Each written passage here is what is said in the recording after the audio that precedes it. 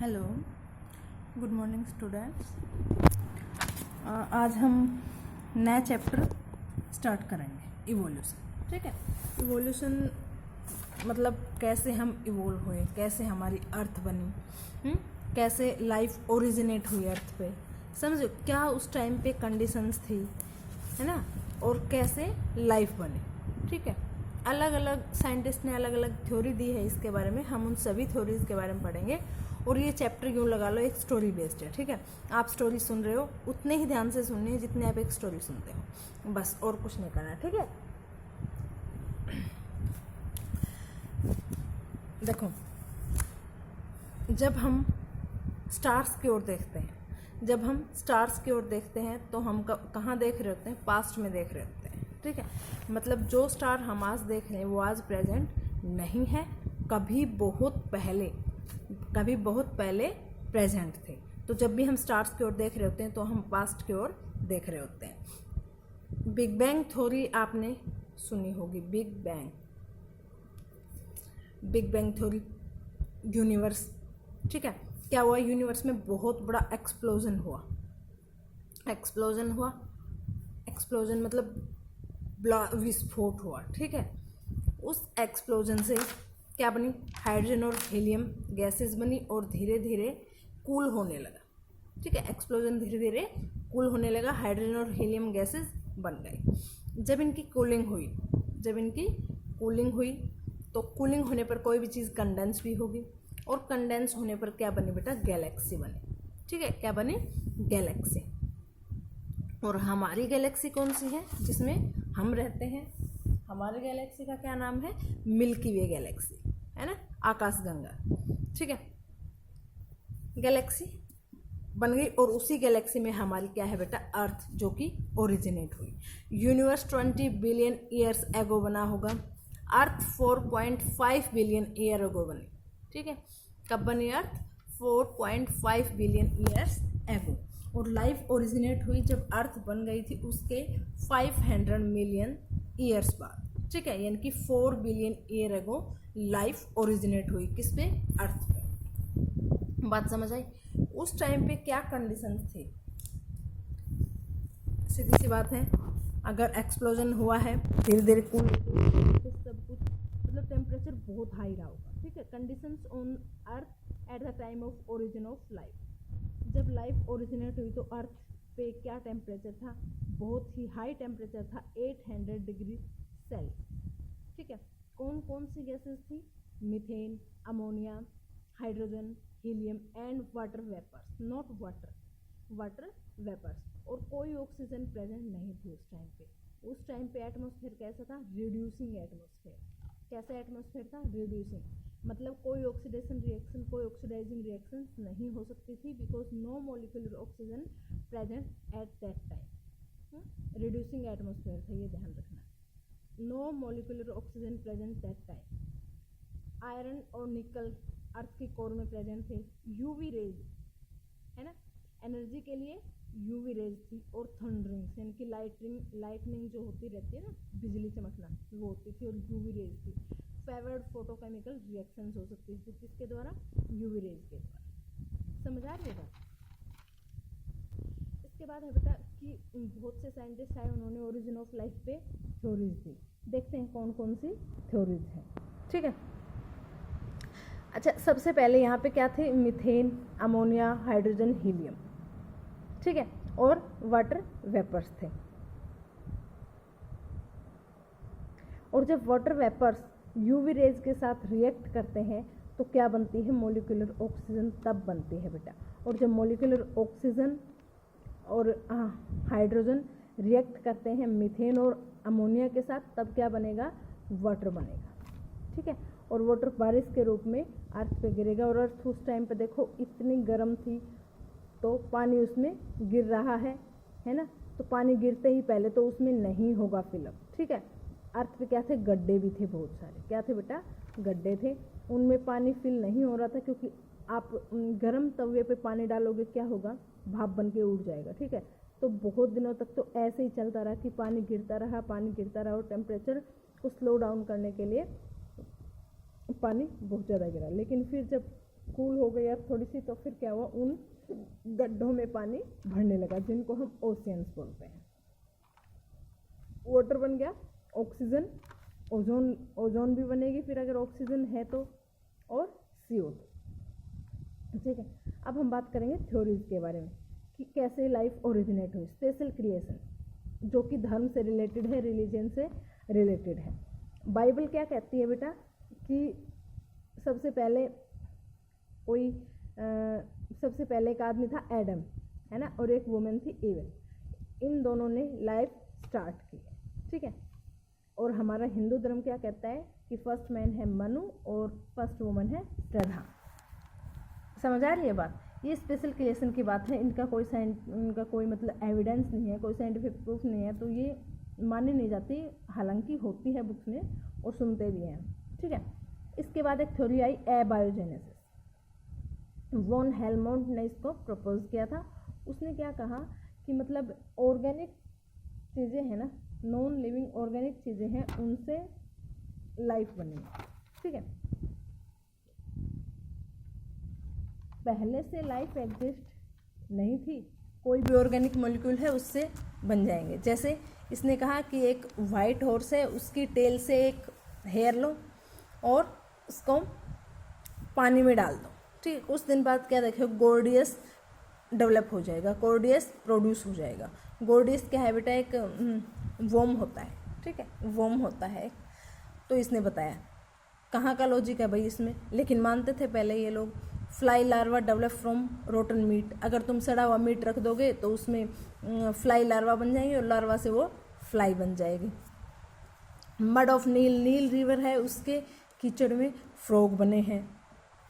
ये ऐसे बहुत सारी बातें थी जो लोग मानते थे। और एक साइंटिस्ट कहता था कि पसीने से भीगी हुई टी शर्ट को अगर हम ग्रेन्स के साथ रख देते हैं तो वहाँ से माइस ओरिजिनेट हो जाएगा, ठीक है।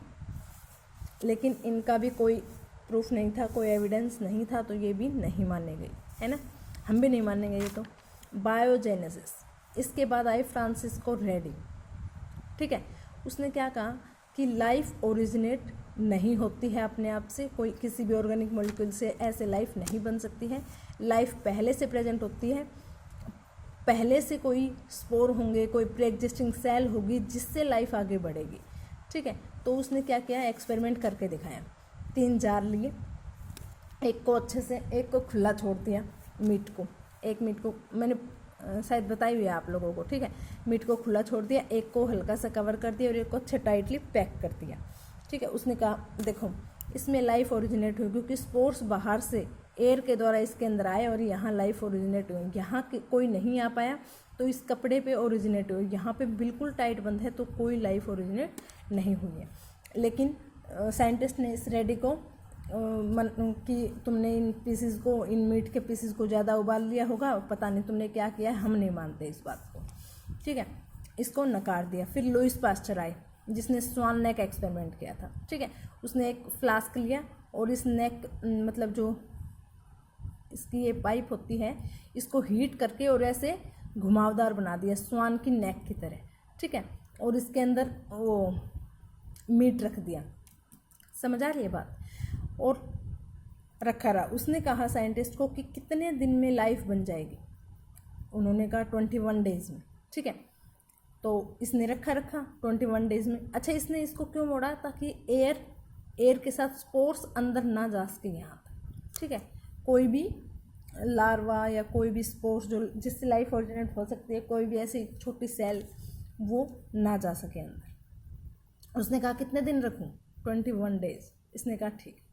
21 डेज के बाद उन्होंने देखा कि इसमें कोई लाइफ नहीं बनी। तो उन्होंने वही बात की, आपने इसको ज़्यादा उबाल लिया होगा, ज़्यादा पका दिया, नहीं हो सकता ऐसा। तो फिर इसने कहा मैं बताता हूँ अब कैसे लाइफ ओरिजिनेट होगी। उसने इस नेक को यहाँ से तोड़ दिया, ठीक है, तोड़ दिया। फिर क्या देखा उसने 2-3 दिन बाद कि इसमें लाइफ ओरिजिनेट हो गई। तब उसने बताया कि एयर में स्पोर्स होते हैं कुछ जो आते हैं और जिनसे लाइफ ओरिजिनेट होती, ऐसा नहीं है कि इस मीट से ही फ्लाई बन जाएगी, ठीक है। ये बात साफ की लुइस पास्चर ने, रेडी से थोड़े ज़्यादा समझदार थे, ठीक है। अब 4th थ्योरी है बेटा पैन स्पर्मेटिक थ्योरी, ठीक है।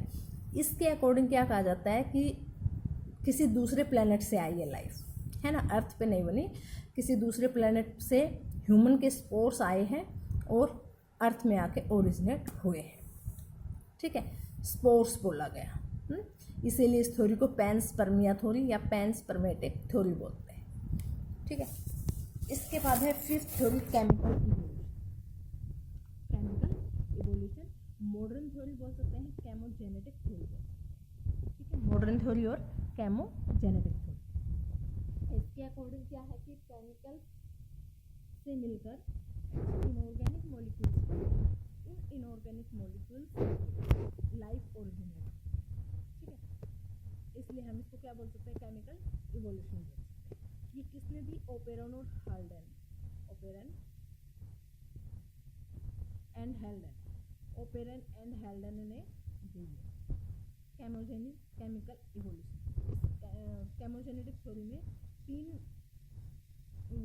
पार्ट्स बताए, केमोजेनी होगी, फिर बायोजेनी, फिर कोगेनोजेनी, ठीक है। कैसे, ओपेरन और हेल्डन ने बताया कि उस टाइम पे क्या कंडीशंस थी, हाई टेम्परेचर था, एनर्जी कहाँ से मिल रही थी, यूवी रेज से और लाइटनिंग से, और इसीलिए ब्रोथ फॉर्मेशन हुई। ब्रोथ फॉर्मेशन मतलब वाटर होगा और वाटर के साथ जितने भी मॉलिक्यूल्स हैं, जितने भी इनऑर्गेनिक मॉलिक्यूल्स हैं, वो उसके अंदर मिक्स हो जाएंगे, जिससे वो एक सूप की तरह काम करेगा। सूप की तरह मतलब उसमें हर वो न्यूट्रिएंट होगा जो कोई भी ऑर्गेनिज्म खा के या आसानी से जी सके। उस टाइम पे कौन कौन सी गैसेस प्रेजेंट थी, ammonia, methane, carbon dioxide, hydrogen and helium और वाटर वेपर, ठीक है। तो कह रहा है कि इनसे फिर इन मॉलिक्यूल्स से आपस में रिएक्शन हुई और क्या बने, सिंपल केमिकल कंपाउंड्स बने, जैसे शुगर बन गया, एल्डिहाइड बन गया, नाइट्रोजनस बेसिस बन गई, नाइट्रोजनस बेसिस मतलब प्यूरिन्स और पायरामाइडिन्स, है ना, कुछ फैटी एसिड्स बने, और फिर इनके आपस में फिर क्या होके बेटा रिएक्शन होके कुछ कॉम्प्लेक्स बायोमोलिक्यूल्स बने, जैसे पहले आरएनए बना, फिर डीएनए, फिर प्रोटीन्स। समझ आ रही है बात, ऐसे मॉलिक्यूल्स बने। ओपेरन हेल्डन ने ये बताया, लेकिन इसको बाद में प्रूफ भी किया गया, वो भी बताऊंगा मैं, ठीक है। जब सबसे पहले लाइफ ओरिजिनेट हुई तो प्रोटीन प्लस ब्रोथ एग्रोगेट हुए। ब्रोथ मैंने बताया जो सूप की तरह काम किया, समुद्र के पानी, समुद्र का जब पानी, उस टाइम पे पानी नहीं था, उसमें बहुत सारे न्यूट्रिएंट्स है, जिसको हम सूप भी बोल सकते हैं और ब्रोथ भी बोल सकते हैं, ठीक है। इसके साथ प्रोटीन्स ये एग्रीगेट हुए तो क्या बने, प्रोटोबायोन्ट्स बने। क्या बने, प्रोटोबायोन्ट्स बने, लेकिन ये रिप्रोड्यूस नहीं कर सकते थे, इसके बाद बने इयोबायोन्ट्स। क्या बने, इयोबायोन्ट, जिनको कोएसरवेट्स भी बोल सकते हैं, कोएसरवेट्स बोलते थे। ये रिप्रोड्यूस करते थे बडिंग के द्वारा। ये क्या करते थे, रिप्रोड्यूस करते थे। कोएसरवेट्स सबसे पहले बने केमोहेटेरोट्रोप्स, मतलब केमिकल्स यूज करके, मतलब सूप में से अपना खाना खा रहे हैं। सबसे पहले लाइफ बनी, केमोहेटेरोट्रोप बने, वो डायरेक्टली क्या कर रहे हैं, उन केमिकल्स से, न्यूट्रिएंट से अपना फूड ले रहे हैं। उसके बाद बने केमोफोटोट्रोप्स, मतलब उन्होंने केमिकल्स का यूज करके और लाइट का यूज करके अपना फूड बनाना स्टार्ट कर दिया। इसके बाद आए एनएरोबिक केमोऑटोट्रोप्स, मतलब विदाउट ऑक्सीजन, केमिकल्स का यूज करके वो अपना फूड खुद प्रिपेयर करेंगे, लेकिन वो कोई ऑक्सीजन प्रोड्यूस नहीं करेंगे, एनऑक्सीजनिक, क्योंकि वो CO2 या वाटर ले ही नहीं रहे हैं, तो कहाँ से ऑक्सीजन प्रोड्यूस करें, ठीक है। उसके बाद आए एरोबिक ऑटोट्रोप्स। बात समझ आए। अच्छा, जो ये केमिकल इवोल्यूशन है, ये बता तो दिया ओपेरन और हेल्डन ने, ठीक है, लेकिन इसका एक्सपेरिमेंटल प्रूफ, इस केमोजेनेटिक थ्योरी का एक्सपेरिमेंटल प्रूफ किसने दिया, उरे और मिलर ने दिया। किसने दिया, उरे और मिलर ने दिया। कब दिया, इन 1953 में दिया। उसने बिल्कुल लैब में ऐसी कंडीशंस क्रिएट की जो कि उस टाइम पे प्रेजेंट थी, वो हम अभी पढ़ चुके हैं, है ना। उसने क्या लिया, एक राउंड वाटर फ्लास्क लिया, ठीक है, और इसके अंदर क्या लगा दिया बेटा, इलेक्ट्रोड्स लगा दिया। किसके लिए, ताकि वो लाइटनिंग दे सके, है ना। और उसमें गैसेस कौन कौन सी रखी, मीथेन, अमोनिया और हाइड्रोजन, ठीक है। कंडेंसर लगा दिया। क्या लगा दिया, कंडेंसर्स लगा दिए, और यहाँ पर एक हीटेड, मतलब हीट करने वाला, और ये सैंपल ले सके, ताकि हम यहाँ से क्या ले सके, यहाँ से हम सैंपल कि क्या हो रहा है। यहाँ से हीट दी जा रही है, वाटर है यहाँ पे, और इस वाटर को हीट दी जा रही है वाटर वेपर्स के रूप में। वाटर वेपर्स भी प्रेजेंट हो गए और बहुत ज़्यादा लाइट दी जा रही है। यहाँ पे टेम्परेचर है 800 डिग्री सेल्सियस। ठीक है, ये मैंने एक जगह भी पढ़ा है 18 डेज चला था एक्सपेरिमेंट, और एक में पढ़ा है 7 डेज, तो वो मैं आपको बाद में बताऊँ। ठीक है, 7 डेज या 18 डेज। ठीक है, उस टाइम पे जो गैसेस थी उसका रेशो देखो बेटा, उसने अमोनिया, मीथेन और हाइड्रोजन जो इस एक्सपेरिमेंट में उसने लिया 2:1:2 का रेशो था। ठीक है, मीथेन 2, अमोनिया 1 और हाइड्रोजन 2, रेशो ध्यान रखना है। ये टेम्परेचर था 800 डिग्री सेल्सियस। और जब उसने 7 दिन बाद सैंपल कलेक्ट किया यहाँ से, तो उसे उस सैंपल में क्या मिले, glycine, glutamic acid, aspartic acid, purine and pyrimidine aldehydes. देखो इन्हीं केमिकल मॉलिक्यूल्स की वजह से क्या बन गए, अमीनो एसिड्स बन गए, नाइट्रोजनस बेसिस बन गए। और आपको पता है ये जेनेटिक मटेरियल के मेन थिंग्स होती है। तो मतलब कुछ हद तक केमिकल इवोल्यूशन मैच खा रही है। मतलब ये लग रहा है कि हाँ ऐसे ही कुछ लाइफ ओरिजिनेट हुई होगी। ठीक है, ये इस किसने दिया था एक्सपेरिमेंट, उरे और मिलर ने दिया था। कब दिया था, इन 1953। उस टाइम ऑक्सीजन प्रेजेंट नहीं थी, उस टाइम एटमॉस्फेयर कैसा था, रिड्यूसिंग एटमॉस्फेयर। ठीक है, अब है इवोल्यूशन ऑफ लाइफ फॉर्म्स। मतलब कुछ थ्योरी दी गई कि कैसे इवोल्व हुई लाइफ, कैसे लाइफ बनी। ठीक है, स्पेशल क्रिएशन। फादर्स एक साइंटिस्ट है, उसने कहा कि भगवान ने जैसे जिसको बना दिया वो वैसा ही है, उसमें कोई चेंजेस नहीं आए। ठीक है, डाइवर्सिटी हमेशा से एक जैसी रही है, ना कोई भी ख़त्म हुआ है और ना ही कोई भी नया ओरिजिनेट हुआ। ठीक है, और ये इसने बताया लाइफ 4000 ईयर्स एगो बनी है ना। लेकिन ये सच नहीं है, क्योंकि लाइफ ओरिजिनेट हो चुकी है 4 बिलियन ईयर्स एगो। कैसे पता लगा, कार्बन डेटिंग से। और जो फॉसिल्स मिलते हैं उनके अकॉर्डिंग लाइफ तो बहुत पहले से है। ठीक है, तो इसके भी एविडेंस नहीं है, ये भी धर्म के बेस पे ही थी और ये भी मान्य नहीं हुई। अब है चार्ल्स डार्विन। चार्ल्स डार्विन की एक शिप का नाम है HMS बीगल। शिप का नाम ध्यान रखना है, HMS बीगल, जिसपे इसने वर्ल्ड टूर किया था। ये देखना चाहता था कि मतलब कितने ऑर्गेनिजम्स हैं जो आपस में सिमिलरिटी शेयर करते हैं या फिर कैसे इवोल्व हुए होंगे। ये बात देखने के लिए उसने अपना वर्ल्ड टूर किया था इस शिप पे। ठीक है, और उसने कहा था कि ऑर्गेनिजम्स सिमिलरिटीज शेयर करते हैं आपस में। ठीक है, जैसे कोई भी ऑर्गेनिज्म है, अलग अलग स्पीसीज भी आपस में सिमिलरिटीज शेयर करती है किसी एक एंसेस्टर से। इनका मानना था कि कोई एक लाइफ ओरिजिनेट हुई है और उससे फिर क्या हुआ, इवोल्यूशन अलग अलग ब्रांचेज में होता गया है। ऐसा नहीं कि भगवान ने लिजार्ड को लिजार्ड बनाया था, स्नेक को स्नेक बनाया था, ऐसा नहीं। ये सभी इवोल्व हुए हैं। ठीक है, अपने अपने जियोग्राफिकल और अपने अपनी हैबिटेट और अपने अपने नीड्स के अनुसार उन्होंने अपने आप को मॉडिफाई किया है।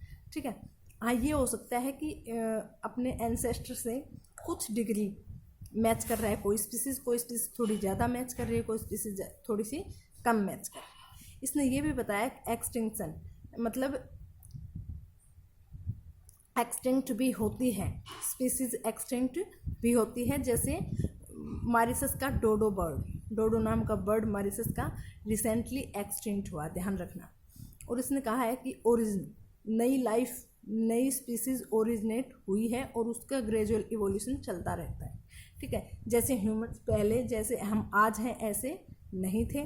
पहले क्या था, प्रिमिटिव ह्यूमन, आदि मानव, उससे थोड़ा इवोल्व होता गया, उसने अपने आप को इवोल्व किया।